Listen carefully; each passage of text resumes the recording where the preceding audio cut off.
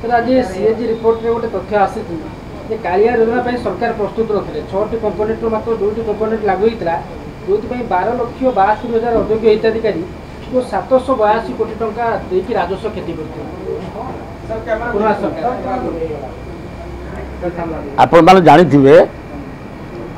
गत 19 रे जो विधानसभा निर्वाचन पूर्व बीजेडी सरकार नुहे तो बीजेडी जो मुख्य जी कि आमर पांडु बाबू सी तरबरिया भाव में केमी भोट बैंक या से कालिया योजना को लागू करते एवं पैसा देते जोटा कि अयोग्य हिताधिकारी जी 12,72,000 हिताधिकारी सब फ्रड मान जोटा कि एजी धरी सी जो धरला फल बर्तमान कणिका ओडिशार राजस्व 792 कोटी टंका 792 कोटी 582 टंका राजस्व क्षति होती ओडिशा सरकार जोटा भैक माने पैसा दिया लोक को चिन्हट किसी कराई ना नहीं कार ये नहीं रेशन का ये कौन पट्टा जो ये कौन से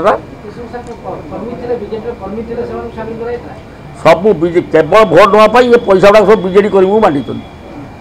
जोड़ा तार आगा ना कि पिछा ना कि आरंभ कौटी शेष कौटी कहीं ना ना भी ना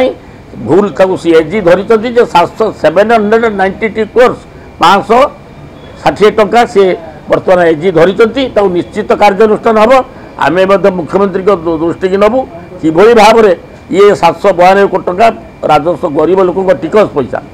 ये गरीब लोक रक्तर पैसा ये गरीब लोक पैसा काटिकी कर्मी मान संतुष्ट करने बीजेडी सरकार आसवाई बीजेडी कर्मी को एक कर्मी मान भर बांटी देती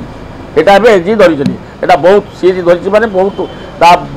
विरुद्ध दृढ़ कार्यानुष्ठान निश्चय हम टके नुहे कि अध नुहे 792 करोड़ देखा हिताधिकारी कहीं ना तो फ्रड हिस्सा कर्मी मान बांटी कौन सी गोटे टंकार हिताधिकारी पाई ना स्वार्थ केवल कर्मी मान भर बंटाई से धरी एजी